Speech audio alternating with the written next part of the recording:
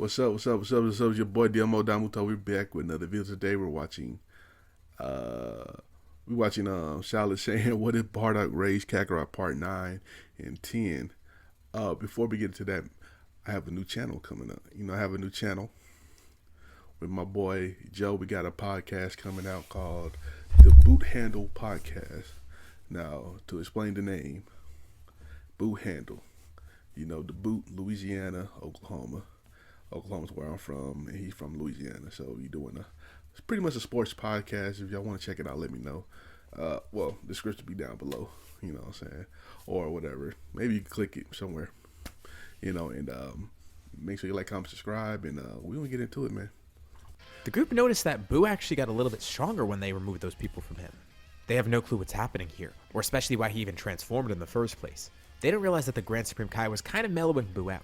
Now they have the completely unrestrained Kid Boo, with him blindly using 100% of his power at all times, making the fight tougher, especially with how unpredictable he is. He's a completely savage fighter. It's like he fights with no rhyme or reason. The group is able to hold him off at least, and they actually feel like they might be able to defeat him. It's a little bit tough because he can regenerate from pretty much anything. They need to hit him with one attack that's so strong it completely wipes him out. And if they were to combine all their powers together, it could be enough. But there is kind of an issue there.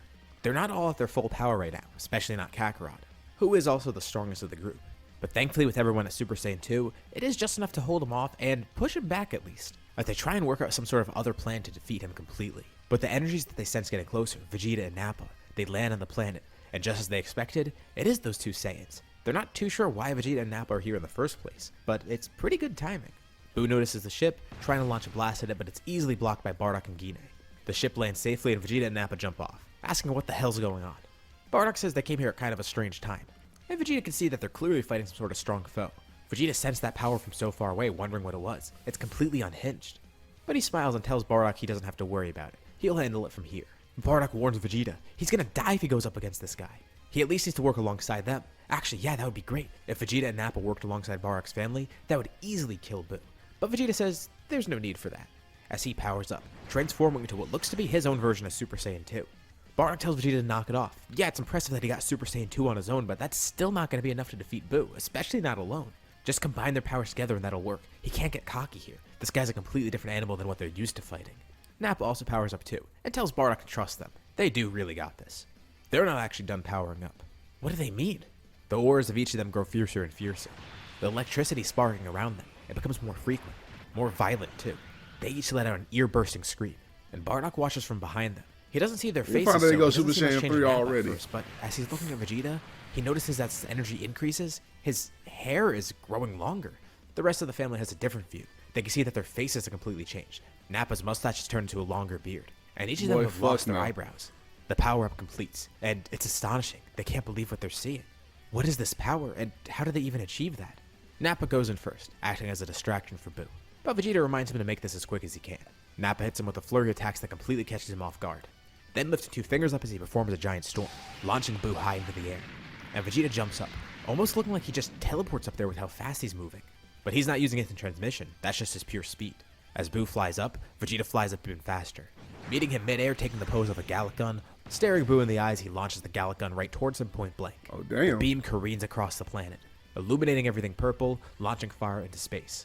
And from the ground below, Nappa launches his own blast, opening his mouth as wide as possible and launching a beam from there. And Bardock tells the rest of them, try to use Force Spirit Vision if they can. And it kinda works, but then Boo is just completely destroyed. They're able to steal some energy from him, which even does go back to Kakarot and Raditz. But they're surprised it took that little to destroy him. Was that really the power of Vegeta and Nappa that did all that? They did help by weakening Boo a bit, but still, they can't believe what they just witnessed. And Bardock then sees, that was his vision. That wasn't Raditz that he saw in the vision. The Saiyan with long hair, it was Vegeta. The two power down, descending to the surface below. And Vegeta can see they look pretty confused. They must not know what Super Saiyan 3 is. There's a third level? And Vegeta and Nappa explain. Not too long ago, they unlocked Super Saiyan 2. But they knew there had to be something beyond that. They have sensed the rest of the family's power after all. And they heard about this form when Raditz told them over the scouter, after the encounter with Granola. And Vegeta and Nappa were looking for new ways to surpass their limits. If there's planets like Yardrat, there's gotta be other places too that they could train on. So they started doing their research, trying to look anywhere possible that they could find. And remember, they did take over an abandoned Frieza Force base. It wasn't completely destroyed, and there's a lot of data there, especially on the ships, that they were able to access. They found one particularly interesting planet, one where time flows pretty slowly. They didn't believe it was true. It sounds too good to be possible. But it actually was true. This is the same planet that Frieza went to train for his black form. As of the time of recording, we haven't seen anything about that planet, and I doubt we even will. But just know that, yes, it is that same place. And that's why they were able to unlock Super Saiyan 3 so quickly. Sure, in this normal time, it was pretty quick. But in their time, they've actually trained for a few years to unlock this. Although, they realize that Super Saiyan 3 works better in places where time doesn't flow, or doesn't flow as quickly as it does here. Goku actually explained this is how it worked in the main story. And Vegeta and Nappa came to realize that pretty quickly. Which is exactly why they wanted to finish this fight so fast. Because they knew in a place with a normal passage of time, like Yardrat for example, the form wasn't going to last as long. But more importantly, this shows that they're on top again. They've surpassed the others in pure strength, unlocking this brand new power that they don't even know about. They actually came here for the sole purpose of showing them this power, and having Boo here to display it against was a perfect opportunity. And amidst their explanation, they hear other voices butt in. Those two people that they ripped out of Boo wake up, and everyone's on guard, thinking that they might be enemies. But one of them says his name. He's the Grand Supreme Kai. They're not too sure of who these two are, but they begin explaining. They've been unconscious for millennia, having been trapped inside of Boo so long ago. They can't believe it's actually over, and it seems like they're way too far away from where they originally came from, the sacred world of Kais. They actually can't believe that they were able to be separated from Boo. But Bardock explains Force Spirit Fission's able to do that, even with people that have been long fused And they away. already pulled, Like okay, they pulled, okay, they said and then out of everybody. nowhere, two other people teleport in that also look similar to these other two Kais, and their jaws immediately drop. Are they really seeing what they think they're seeing? These two introduce themselves, Shin and Kibito, the current Supreme Kai and his attendant. It's unfortunate for the Grand Supreme Kai to learn that the other Kais are dead, but the East and South Supreme Kai survived at least. With the East Supreme Kai, Shin being the one to take the reins of everything. Hopefully he's been doing a good job. Yeah, about that. Well, looks like they have to catch up on their own time. The Grand Supreme Kai thanks these Saiyans for helping, and Shin is surprised that it's Saiyans that were responsible for this. So they freed the Kais and killed Boo, and it seems like they're actually good people. He hasn't really kept up with the Saiyans in a while. He knows they were all killed decades ago by Frieza, but he's amazed to see that some are still alive and are this powerful, and this good. The Grand Supreme Kai wants to express some sort of gratitude. He could show them, probably, a greater power. How about that? They all seem to be worthy warriors, and he would love to train one of them. But Vegeta and Nappa decline. They're glad of their power for now, and are more focused on trying to improve this in whatever way possible. Bardock and Gine actually decide they want to stay here. It's been a little too hectic recently, and they'd rather just live a simple life on Yardrat like they have been living. They'll work on their own power if needed. So that leaves their kids. Kakarot and Ruda actually decide they really do want to go to the Sacred World of Kai because this sounds interesting. Learning about magic and such, that could be really cool. Especially training with someone like that, it sounds like it's a great opportunity for them. Raditz does consider it, but instead, he decides to go back with Vegeta and Nappa. It's been a while since they worked together, and they did make a pretty good crew. And they should be happy because now Raditz will be the weakest member of the crew once again. But he promises he will catch up to them and get Super Saiyan 3 for himself as well. And that settles it. Everyone's now going to go down their own paths. Raditz joins Vegeta's crew once more, hoping to learn Super Saiyan 3, but not by going on that planet that makes time flow a lot more slowly. Bardock and Gine are going to stay here on Yardrat, and Bardock does have his own plans of what to do. As for Kakarot and Ruda, they're going to go train with the Kais now. Excited to explore this brand new figurative and literal world of power. Now we enter a brief passage of time. As for Bardock, his plan was to find someone that they met recently. Well, someone that his family met recently, and someone that Bardock has actually known for a while. He seeks out Granola again. He still does seem to have that great power that he got from the Dragon Balls, and he's able to bring Granola back to Yardrat. He remembers back to the wish that Manito seemingly made when he was back on Planet Cereal. The one about his kids thriving or something. He doesn't exactly remember what it was, but he guesses it makes sense that Granola was able to wish for something that great as well. But Granola is excited to grow stronger. He wants to make use of this power, and especially make it up to everyone else. He did promise Kakarot a good fight after all, so he wants to grow stronger for that. And strangely enough, he starts training here on Yardrat, wanting to learn all these new abilities, and becoming Bardock's student in a way, which is a weird turn of events that he didn't really expect. Okay. Bardock saved him so long ago as a kid, and now Bardock's training him. This could be a fun pastime, especially if there's any threats in the future to Planet Cereal. He does want to be able to use his power for good at least, trying to defend it somehow. But a new character enters the story. Well, someone new to this tale at least, but someone who's been around for a while. Beerus finally awakens. Oh, Beerus. Wondering about where he could find this new rival. A Super Saiyan god or something, he I thinks forgot it about is. Beerus, Whis low-key. thankfully tells him that there's a handful of Saiyans left. Some of them are actually on the Sacred World of Kais right now. Wait, some of them are trading with the Kais? That sounds like a Super Saiyan god to him. I mean, they're trading with gods, so they probably have some sort of godly abilities as well. And he's definitely interested to find out, so immediately he heads over there. And there he comes across two Saiyans. They actually seem to be siblings. And even more surprising, the South Supreme Kai and Grand Supreme Kai are back. And then he notices another Kai, the Elder Kai. He's out of the Z-Sword. Considering he was the one who sealed Elder Kai, he kind of wants to know what happened here. So those two Saiyans have actually been training here for a while, and at one point they did pull the Z-Sword, and they accidentally broke it. and Beerus hears about how the other two Kais came to be as well. They are actually the ones who invite these two Saiyans here. So from what Beerus hears, these two seem pretty powerful, and he wants to hear about that Super Saiyan God form. And they actually have no clue what that is. They know what Super Saiyan is, they also know what Super Saiyan 2 and Super Saiyan 3 are, but they don't actually have some sort of Super Saiyan God form, if that's what that even is.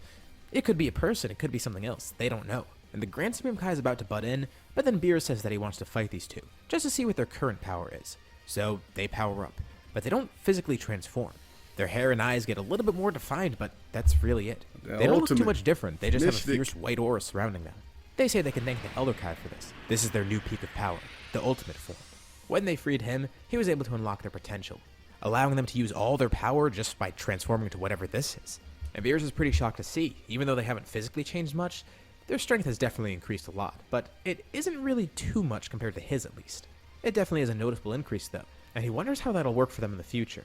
But for now, he does want to learn about the Super Saiyan God because maybe it's even better than that. And the Grand Supreme Kai finally steps in. Beerus was too hasty in fighting them. He actually does know about the Super Saiyan God, and gives info about what he knows about it. The Grand Supreme Kai has spent his time back trying to catch up on everything, trying to learn as much about the universe as he could, mainly to learn about what he's missed, and he had come across the Namekian Book of Legends, learning about the Super Saiyan God as well. From what he remembers, the ritual needs 5 Saiyans to channel their energy into 1 Saiyan, and Kakarot says that's not going to be too hard. They know more than enough Saiyans for that. And they definitely seem righteous in his mind, and they are all Super Saiyans too, so that should make it even easier. And those Saiyans gather on the planet. It's very easy because, as for Bardock and Guinea, they're able to teleport in, also with Granola, who's just there for the show essentially. And Raditz teleports in with 3 other Saiyans, Vegeta, Nappa, and someone who looks like a shorter Vegeta. Is that another Saiyan that they didn't know about? And Vegeta introduces them. This is his brother Tarble. With so much free time on their hands, he finally sought out his brother, trying to get him part of his new crew. Although it's kind of a weird crew because they're not really doing too much of anything. They're not going to be pillaging things like before, obviously. And it's really just a group that hangs out together, pretty much. Growing as strong as they can, with Vegeta also wanting his brother to partake in that. But that's kind of besides the point. He wonders why they were called here. And then he sees Beerus and starts trembling in fear as he, Vegeta, and Nappa all kneel down. Bardock actually has kind of heard of Beerus, but has never seen him in person. Vegeta actually has seen him, and Nappa and Raditz know a little bit more about him because they were close with Vegeta. But everyone's pretty terrified by him once they learn more about him. Although it doesn't really matter too much because he's happy. They got more than enough Saiyans here for the ritual. So, the ritual is done. And Beerus wants it to be between Kakarot and Ruda. One of them can become the Super Saiyan God. So the two have to settle this somehow. Well, honestly, neither of them really likes the idea of just being handed that sort of power because it wouldn't really be theirs. But it still does sound cool too. So the two settle it with a game of rock, paper, scissors. Kakarot wins, meaning he gets the ritual and gets to get this great power. The ritual is done and it works the first try, with Kakarot ascending into the air, with his hair and tail turning red, as he transforms into the first Super Saiyan God. The Kais look on with amazement, and Beerus is delighted beyond belief. That's definitely what he was looking for. This is his rival. There's no question about it. A fight ensues between the two of them, and even with Kakarot's great power, of course, he isn't going to surpass Beerus here. Right. But he does give Beerus a good enough fight to keep him interested. He definitely sees potential with this, especially with the great power that the Saiyan had beforehand. He could probably do even greater things.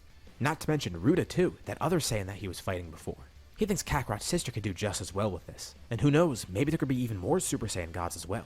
The best part is, this planet is the perfect place to fight, because the sacred world of Kais is so durable and so large that they're able to fight to their heart's content. The only better place would be space, but Kakarot can't go out there, obviously.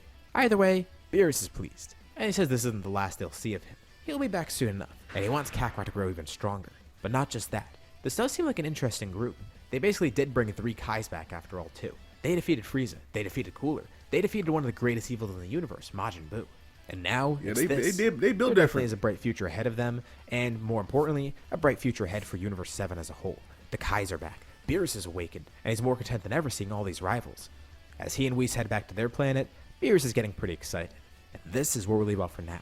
What do you guys think about this part? After some Part time, 10. Kakarot eventually does end up on Beerus' planet, training there alongside his sister Ruda. Beerus brings her along because he knows that she might have a similar power to Kakarot. She's able to get the Super Saiyan God form as well. And just as expected, the two siblings are at a similar level of power. Beerus is pretty impressed. This just makes things even better for him. Not only does he have one rival, but he has 2 of them, each equally powerful, each Super Saiyan gods. While they're training here to their heart's content, everyone else is pretty much left to their own devices. They can't really train with Whis since Beerus doesn't want too many people on this planet, and also his prophecy did say he only had one rival after all. Having 2 here is even a stretch. He's really just taking a chance on Ruda. The others don't really have a strong opinion on either way. It would be cool to grow stronger there, but at the same time, they can make it do on their own. So let's see what they've been up to. One day on planet Serial, a random ship appears. You gotta at least get Vegeta on Granola's there. off planet at the moment, but Monito sees this and can easily tell it's trouble. The ship looks similar to the Frieza Force ships that he saw so long ago when they were attacked. Luckily, he has a way of contacting them. He has his own scouter that he picks up, trying to reach out to everyone on planet Yardrat. And instantaneously, the three of them appear. Granola, Bardock, and Gine teleport in. They have no clue why the Frieza Force is here, but they're not going to let it happen. The Frieza Force actually is here looking for the Dragon Balls. They're planning to revive Frieza, but nothing ends up happening because they're stopped pretty much as quickly as they arrived on the planet. And even if more of them show up, it's not really a problem. Granola can use instant transmission now, meaning the three of them can just teleport wherever they need to be. So they're able to thwart off the Frieza Force, and Frieza never gets revived. But this encounter does lead to something interesting. There are some scraps of the Frieza Force left. And they encounter someone out in space, someone who seems to be searching for the Dragon Balls himself. Actually, he's looking for something called the Super Dragon Balls, but any Dragon Balls will do. And he's able to pry some info out of the Frieza Force before destroying whatever scraps were made. Seems like he has to go to some planet called Serial.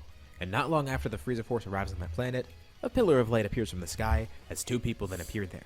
They look kind of similar to Beerus and Whis, but it's clearly not them. The one who looks like Beerus is a little bit bigger and is wearing a different outfit, while the one who looks like Whis also has a different outfit, and is a woman.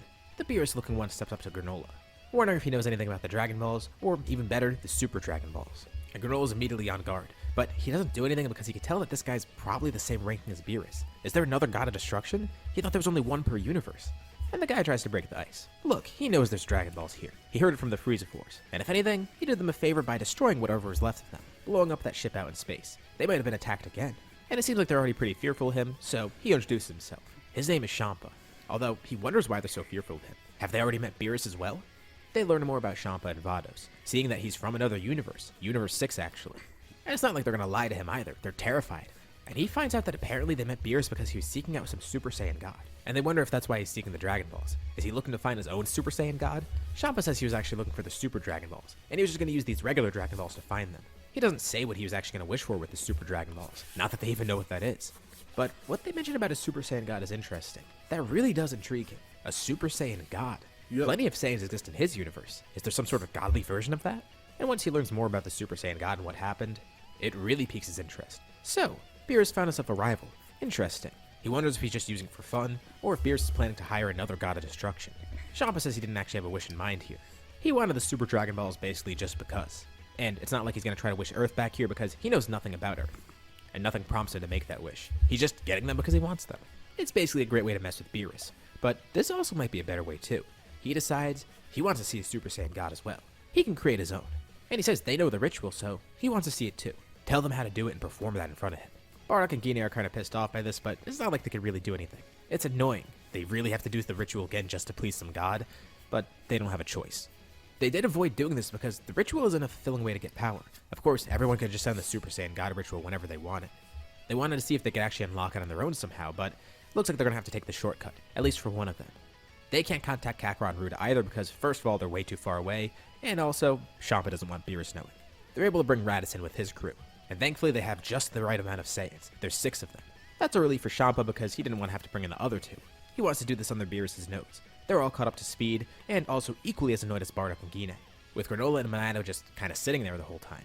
Granola wonders why he had to get roped into this, but Monito reminds him he was the one who tried to fight the Saiyans in the first place after all. It seems like their life is his life now.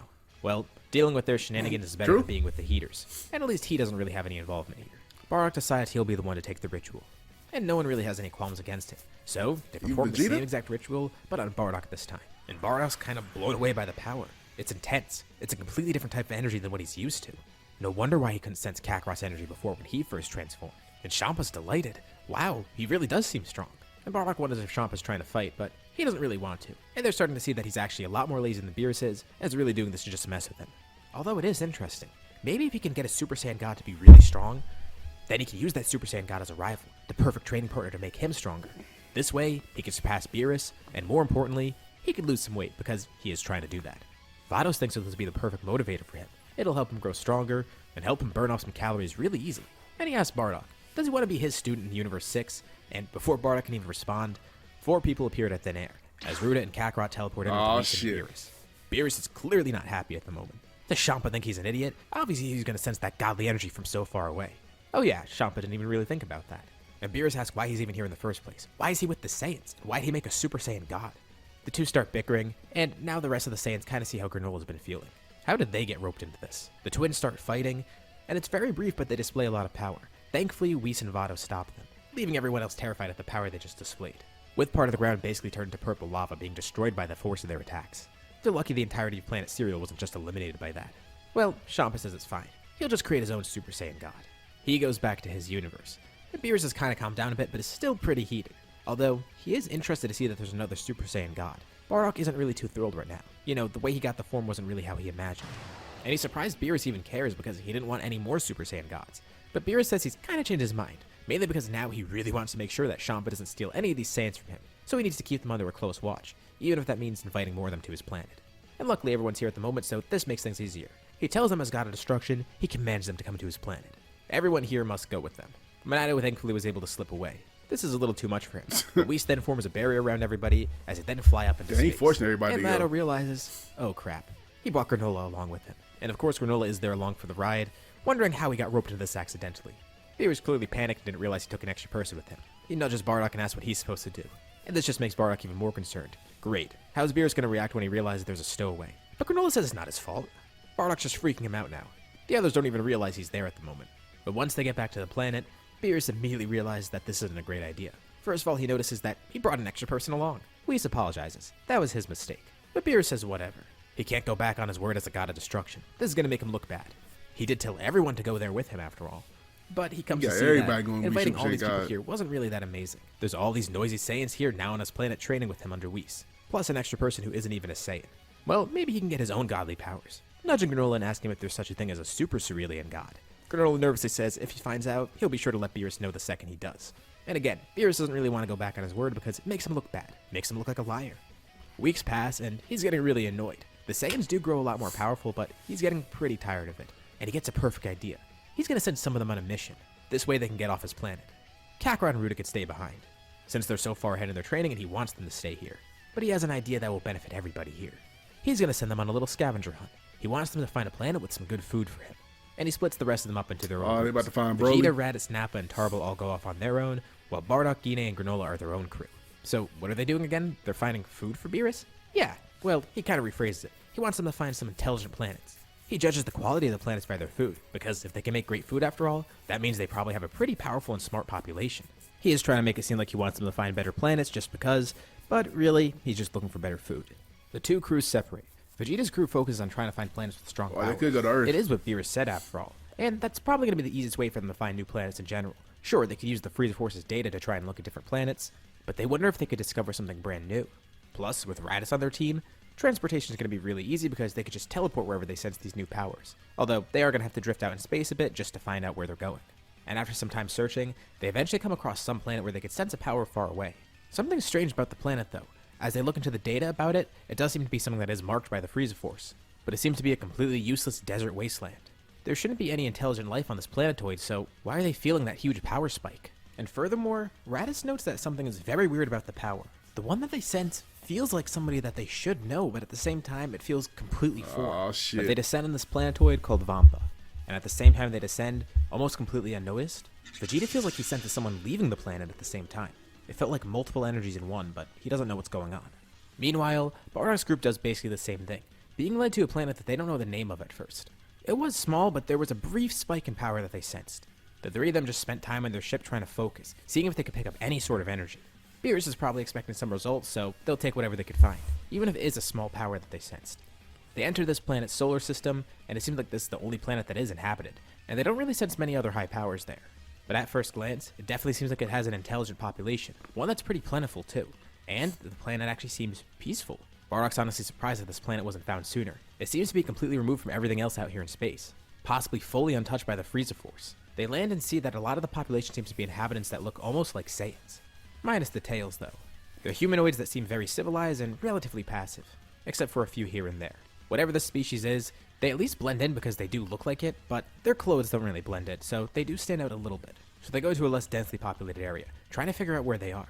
And for some reason, Bardock thinks this place seems somewhat familiar, but he can't put his finger on why. But then it finally hits him.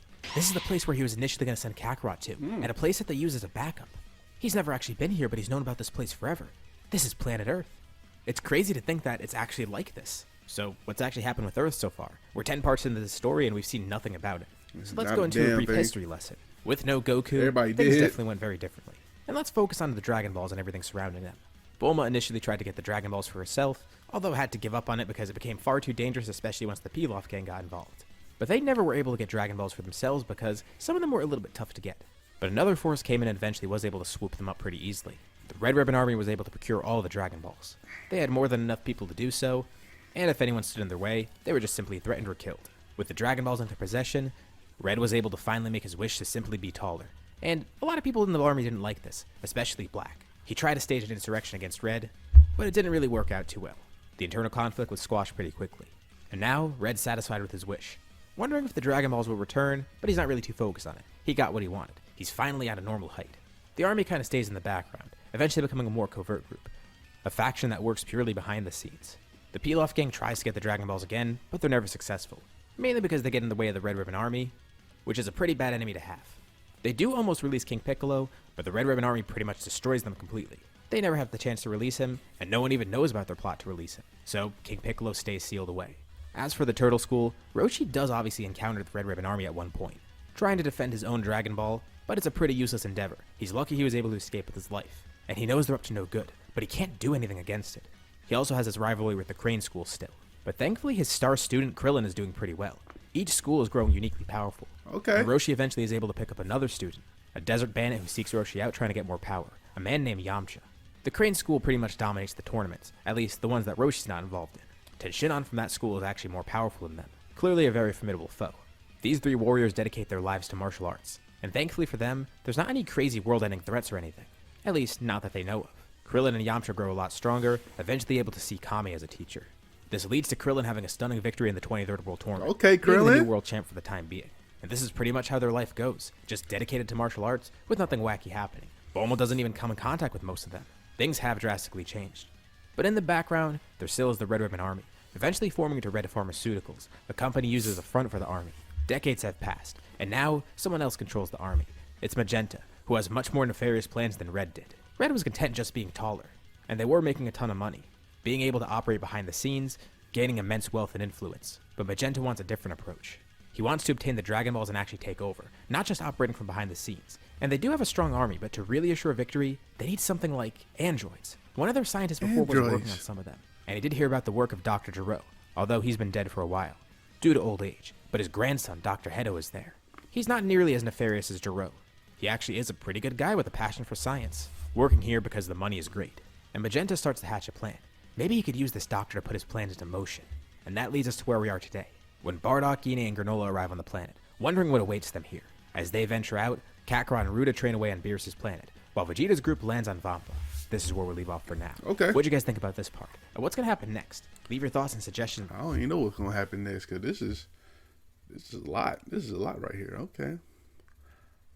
Damn.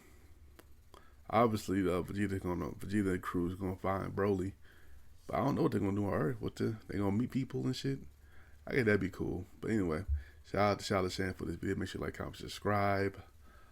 Make sure y'all go check out that my new podcast channel, the Boot Handle Podcast. You know what I'm saying? So run it up. Make sure you like, comment, subscribe, and there you go.